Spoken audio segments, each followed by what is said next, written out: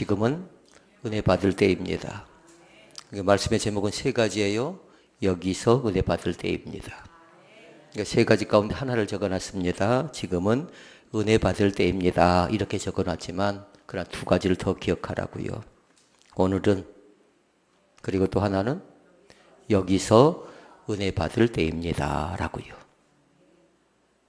그렇게 어렵지는 않습니다. 그러나 잘 기억하는 것이 좋겠습니다. 대표적으로 지금은 은혜 받을 때입니다. 적어놨지만 오늘 은혜 받지 못하면 안 될 것 같아요. 그러니까 오늘 은혜 받도록 나름대로 심혈을 기울일 수 있기를 바랍니다. 그리고 여기서 받아야 돼요. 여기서. 사단이 제일 즐겨 쓰는 단어가 있어요. 차차 나중이랍니다. 차차 받지요. 나중에 하지요. 이런 얘기인데요. 결단코 속아 넘어가지 않기를 원합니다. 왜냐하면 우리에게 언제 어느 때 이것이 나에게 있어서 마지막 기회일지 알지 못합니다.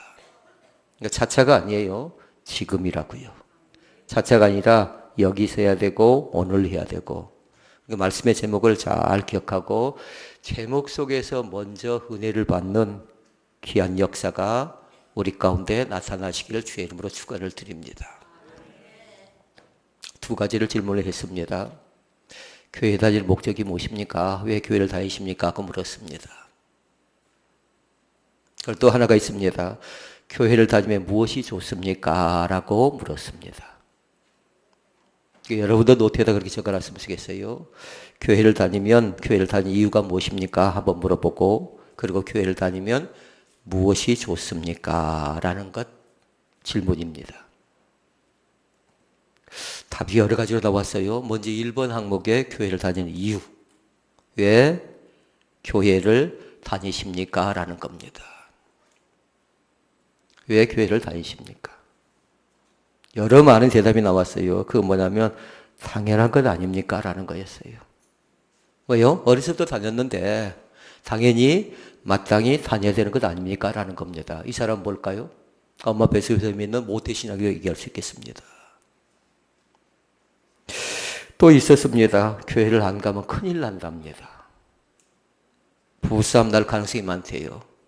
여성이 열심히 믿습니다. 그런데 남편이 열심히 믿지 못합니다. 남편이 무슨 일이 있어서 밖에 나가서 교회를 나가지 못했어요. 그러면 아내하고 부부싸움 할 가능성이 있답니다. 큰일 난대요. 아내 때문에, 때로는 남편 때문에. 또 있습니다. 복을 받기 위해서 교회를 다닙니다라고 대답하는 사람들이 상당히 많았습니다. 틀린 대답은 아닌 것 같습니다.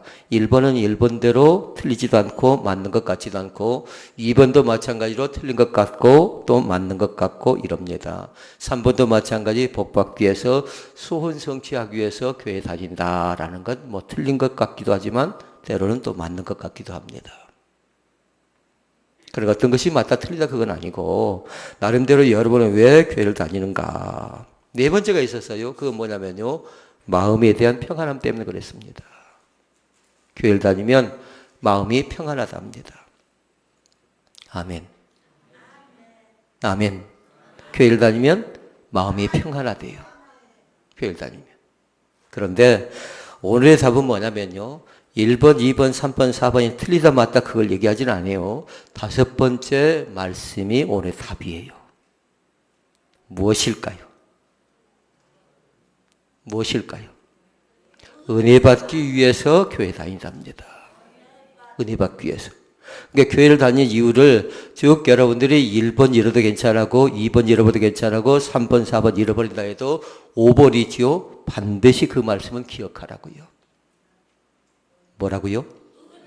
은혜 받기 위해서 이 자리에 온 줄로 믿습니다.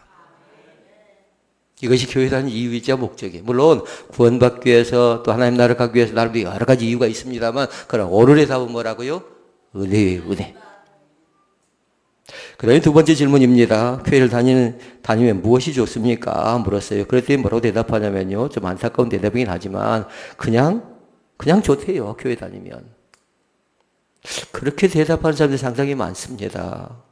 교회 다니면 무엇이 좋습니까? 물어보면 또 다른 질문을 마찬가지고요. 그냥 좋아요, 그냥 해요 이렇게 얘기하는 사람들이 있습니다.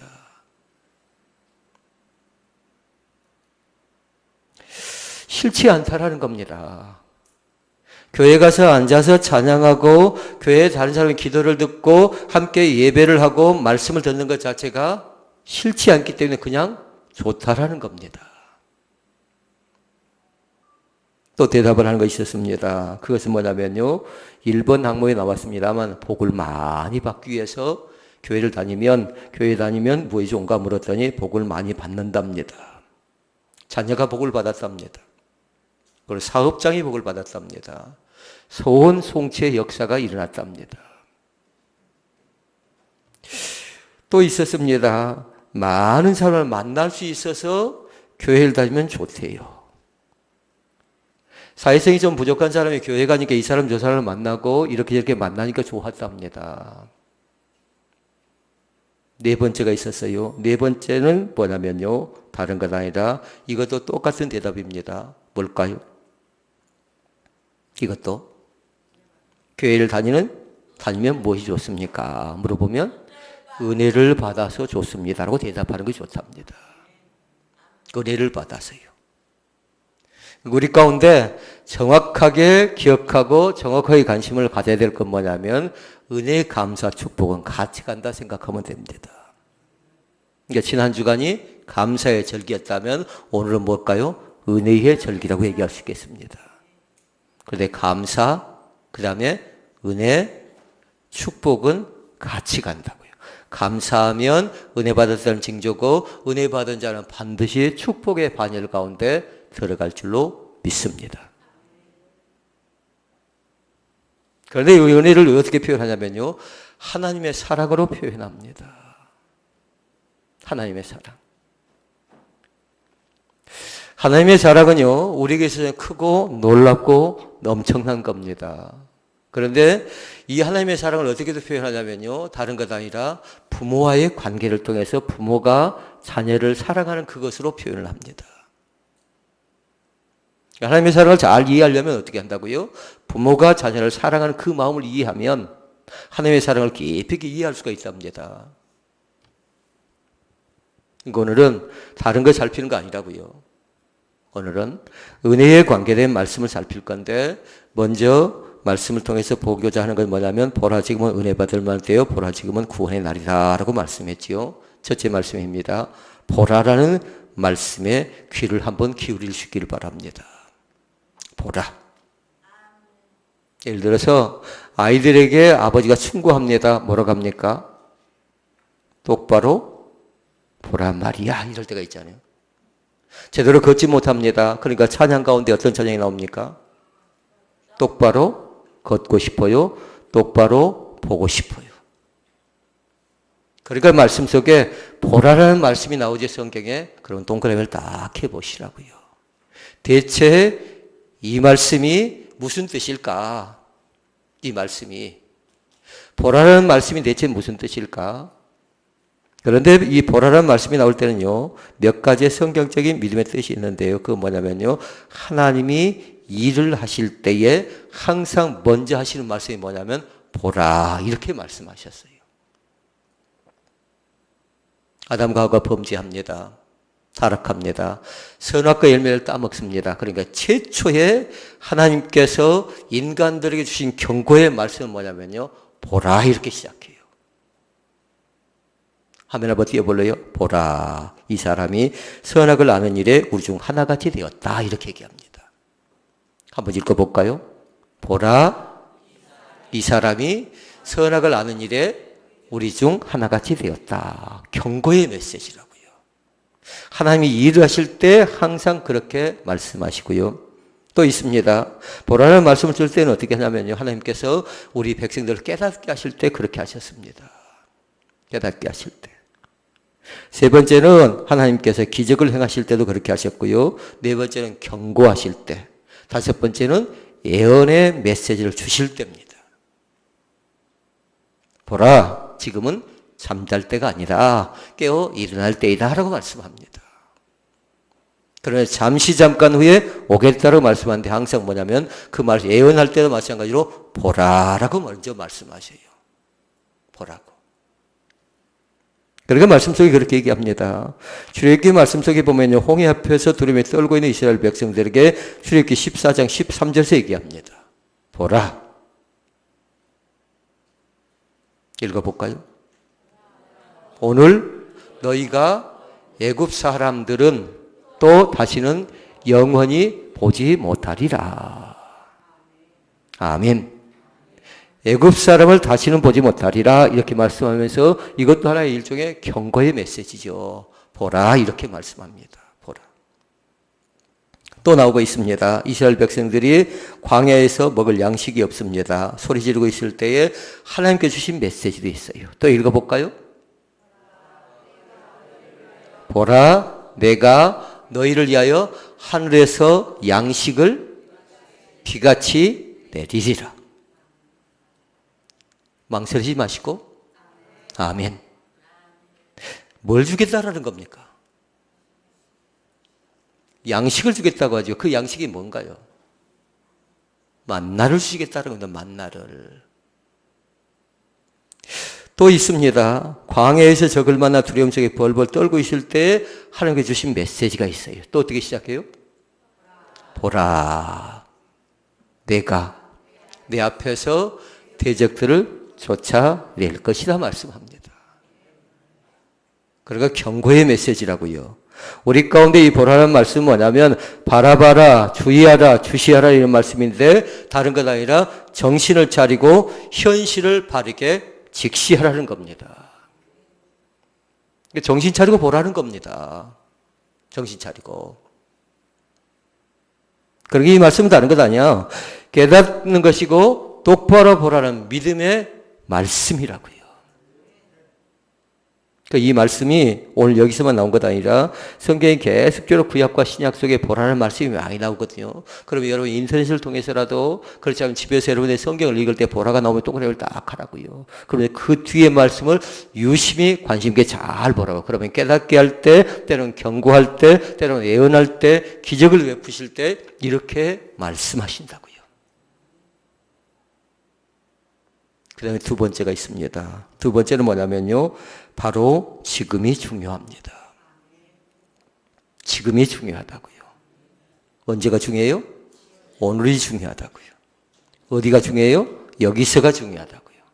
그래서 말씀 서두에 제목을 그렇게 정했습니다. 지금 은혜 받을 때입니다 했지만 그러나 오늘 은혜 받을 때입니다. 여기서 은혜 받을 때입니다 라고 말씀한 겁니다. 그러니까 지금이 중요해요. 지금이. 그러니까 가끔씩 제가 사람을 만날 때가 있잖아요. 그러면 뭐라고 하냐면요. 옛날에 나도 방언했대요.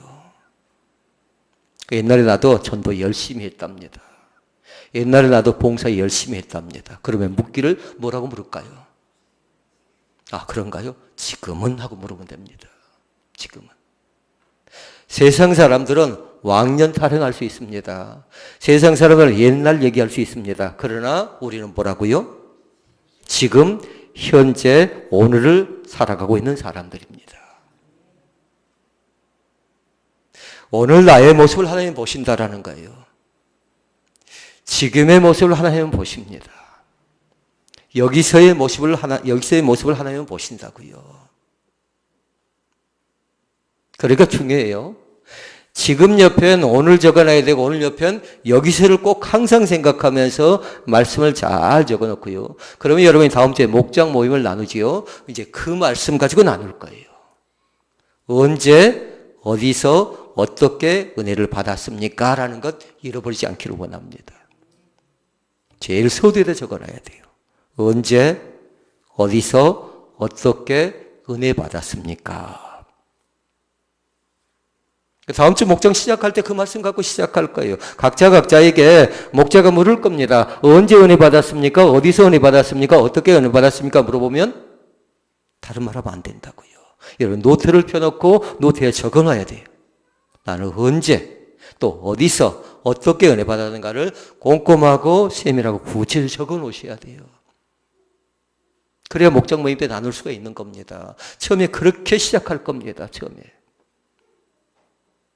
조금 이따 점심 때 다시 광고를 합니다만 다음 주에 여러분들이 말씀을 나눌 때 그걸로 시작한다고요. 언제 어디서 어떻게 은혜 받았습니까? 먼저 목자가 이번에는 먼저 하셔요. 나는 언제 은혜 받았는가? 어디서 은혜 받았는가? 어떻게 은혜 받았는가? 그리고 더 중요한 것도 있어요. 네 번째 사실인데요. 은혜 받고 나서 난 이렇게 달라졌습니다라는 걸 얘기해야 돼요. 뭐라고요? 은혜 받고 나서 나는 이렇게 저렇게 그렇게 달라졌습니다.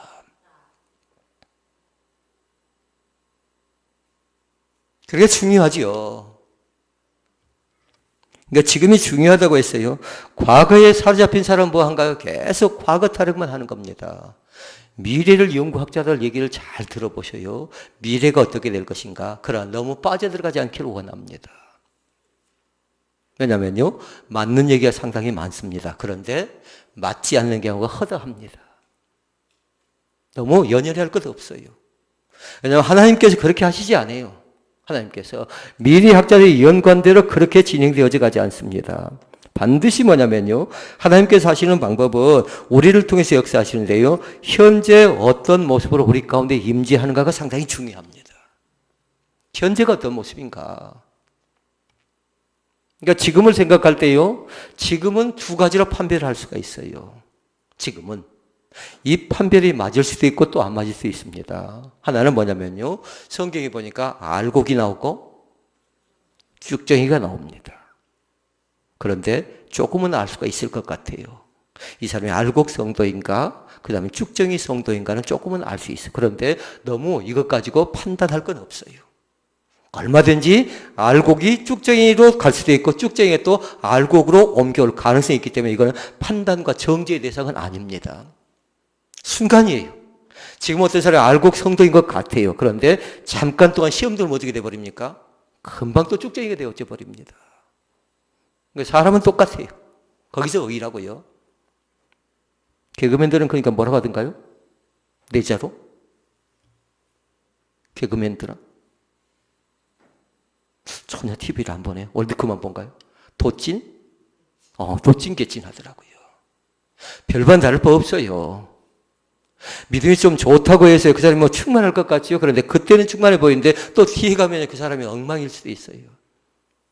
그러니까 판단, 정죄, 비판은 나의 영역 아니에요. 사단이 즐겨 쓰는 영역인데 누가 와서 뭘 판단한다, 비판한다, 정죄한다. 그러면 그 사람을 너무 귀담아 듣지 마시라고요. 그 다음에 또 한 가지가 있습니다. 그것은 뭐냐면요, 성경에 보니까 나오고 있는 것인데 양과 염소를 구분한답니다. 우리가 꽈가 어딘가요?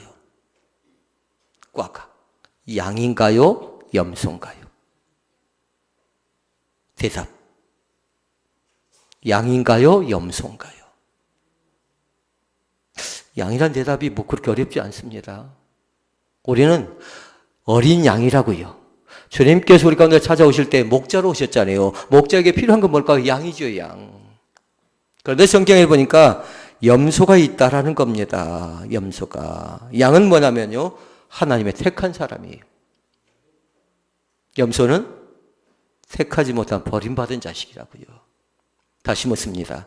양입니까? 염소입니까? 예, 이제 염소가 아닙니다. 염소가 아니라고요. 양이라고요. 예수의 말씀에도 분명히 얘기합니다. 마지막 날 양과 염소를 구분하는 날이 우리 가운데 분명히 찾아온대요. 마지막 때. 그러니까 어떻게 합니까? 물론 금방 말씀드린 알곡과 쭉정이를 말씀드린다면요, 그냥 내버려 두래요. 그냥 내버려 두라는 겁니다. 금방 드러난다라는 겁니다. 양과 염소도 마찬가지입니다. 이제 마지막 때 구분할 날이 오는데요, 하나님의 백성들이 모이는 교회 안에도 반드시 양이 있고 염소가 있어요. 염소가 하는 일은 그겁니다. 시끌벅적합니다. 요란스럽습니다. 또 뭔가요? 거기에는 항상 문제, 사건이 생겨날 가능성이 다분히 있습니다. 이유가 있습니다. 염소는 말씀을 귀담아 듣지 않습니다. 양은 뭐냐면요, 목자가 무슨 말 하는가 방향을 잘 봅니다. 그래야 함정 가운데 빠지지 않습니다.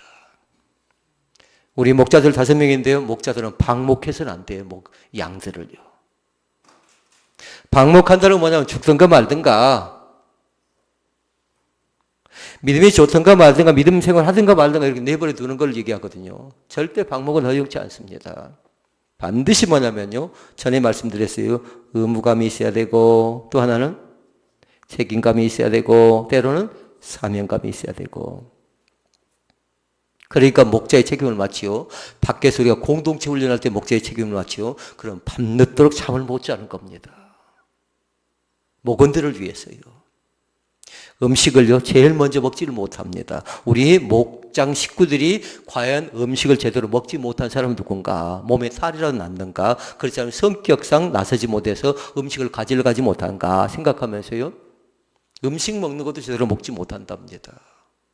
이거 좀 다른 점이에요. 그러니까 목장의 목자와 양들의 다른 점이라고요. 자, 그러면 세 번째 말씀 봐볼까요? 세 번째 말씀은 뭐냐면요. 은혜 받는 비결이 있습니다. 어떻게 하면 은혜 받을 수 있을까요? 어떻게 하면? 중요한 것인데요. 은혜 받으려고 하면 세 가지가 있어야 된답니다. 하나는 믿음이 있어야 되고요. 두 번째는요, 은혜를 사모해야 되고요. 세 번째는 모이게 힘써야 된대요. 믿음이 있다. 그럼 뭐가 임한다고요? 은혜가 임합니다. 아멘. 뭐가 임한다고요? 은혜가 임한다고요. 은혜가. 믿음이 있는 자에게. 사람이 생존하기 위해서 꼭 필요한 것이 있습니다. 햇빛이 있어야 됩니다. 그리고 공기도 있어야 됩니다. 그리고 물도 필요합니다. 그런데 하나님께 줄 때요, 이 세 가지 것을 선인과 악인에게 공통적으로 다 주십니다. 모든 사람에게요. 마찬가지로요, 하나님께서는 예수 그리스도를 구주로 믿는 모든 사람들에게 공통적으로 주시는 것이 있어요. 한 단어로. 그 은혜를 주십니다. 은혜를 주십니다. 믿습니까? 모든 사람이 다 은혜를 주셔요. 그런데 반드시 어떤 사람이 줄까요? 믿음 있는 사람에게 주십니다. 믿음이 있는 사람에게. 그러니까 반드시 특별한 은혜가 있죠. 그런 다른 과정을 통해서 오는 것이 아니에요. 믿음을 통해서만 은혜 받게 되어졌어요. 저 사람이 봉사를 한다, 저 사람이 전도를 한다, 선교를 한다, 약한 자를 살피고 싶다, 뭔가 교회 청소를 하고 싶다, 뭔가 살펴보고 싶다. 그건 다 뭘까요? 믿음의 증거입니다. 믿음이 있다라는 겁니다. 믿음이 없으면요, 의무와 책임이 없습니다.